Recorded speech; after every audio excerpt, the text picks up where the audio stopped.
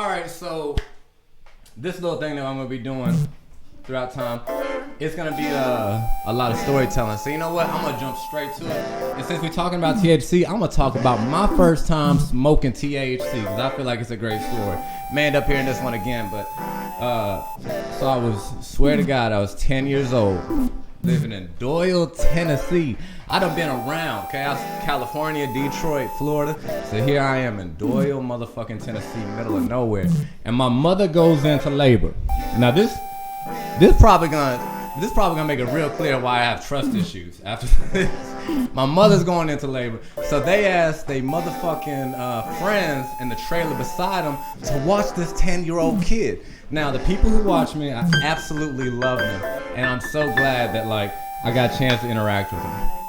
But it was super irresponsible and they kept pouring me Malibu all night. So it's actually my first night really drinking any kind of alcohol and getting turned. So here I am, 10 years old, sloshy as fuck, boy. Just leaning all over the place. And some of the adults take me to the back room. And there's this guy in the back room and he's like, yo, Chris, that's my government name. He's like, yo, Chris. He's like, you ever seen this shit before? I was like, yeah, bro. I know what the fuck that's weed. He's like, all right, you want to smoke this shit? Me being a little kid and just the fucking crazy hype trailer park kid I was at that point. I was like, hell yeah, bro, let's do that shit. And so I smoked the fuck out of it. I woke up in the middle of the night at the trailer, fucking puking my guts up, just hungover, fucked up, just the worst kind of state, like nightmare giving state. But just like going through my the older I get, the more I realize just like how weird it is. Like I'm about to have a fucking 10-year-old daughter. And like thinking about her being like drunk and throwing up out the back door of a trailer is like kind of fucking surreal. You know what I mean? So anyways, but that's what happened. And the next day, or within a couple of days, I went and I broke into the trailer of the guy next door to us that had given me the weed to begin with. I broke into his trailer, took his weed, took it back home. 2 o'clock in the morning, my mama always had 2 things in her purse. You could guarantee she had these 2 things. Condoms and joint papers. That was a guaranteed thing all throughout life. She has offered me condoms at 9 years old. So go ahead, mama, for being proactive. So I break into the trailer, or I got this guy's weed. For some reason that was song code 45 2 zigzags, baby. That song, bro. I feel like it gave me instructions because it's in my head. And I'm picking apart these seeds and stems, picking it out, rolling it up, twisting it up. Now this is THC, not CBD, THC. So after I'm done rolling it, I realize that I don't want to smoke it by myself. So I go next door and knock on the guy's trailer that I stole his weed from. On God, on everything. He opens the door, he's like, what you want, Chris? I said, man, look, I got this weed. He's like, I don't give a fuck. I was like, I'm gonna smoke this weed anyway. He's like, come on, bro. And we got high as fuck, you know what I'm saying? What's that? Hold on. And the mic. What's that? What are you asking? Did you ever find out it was you? God damn it. Okay, I'm gonna end up telling the whole story. I was afraid I was going to. Okay. Did he ever find out it's me? This is a true ass story. And I've told it a million times. And I guess this is just the motherfucking audience that's getting it right now.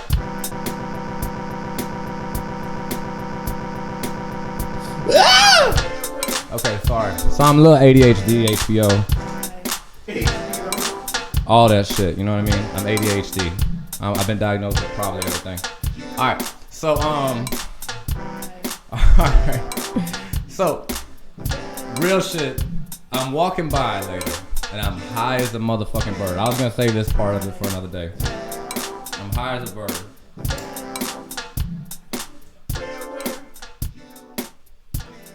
And I swear to God, as I'm walking beside the dude's trailer who gave me the bud for the first time, there's a bicycle leaned up against this bitch.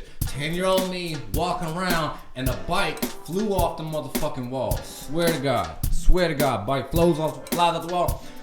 I run inside the trailer, and there's, as soon as you walk inside the trailer, it's a kitchen. First thing you see is a kitchen, and then immediately a living room. They're like connected, it's open. I had just got through drinking and throwing up in this bitch not too long ago, as you may recall. First place I played Dungeons and Dragons as well. Shout out. Anyways, so I bust up in this bitch, and I swear to God, the big roommate, I'm not gonna say their names, everybody else gets the names off camera. Motherfucker holds a knife up to his roommate's throat, and he's like, "You gonna fucking steal from me?" This is after he was like knocking around, bro. By this point, all the adults is like, get out of here. Like when he actually puts the knife up to his throat, people are like, get out of here, Chris. And a small voice in my head said, say something. And I was like, hell motherfucking no. You see this man over here about to kill this son of a bitch? There ain't no way I'm about to say anything. And I felt bad, kinda. But at the time, I was like, I just thought in my head, like, well, this motherfucker gave a 10-year-old weed, so I guess this is just the karma that came back around to him.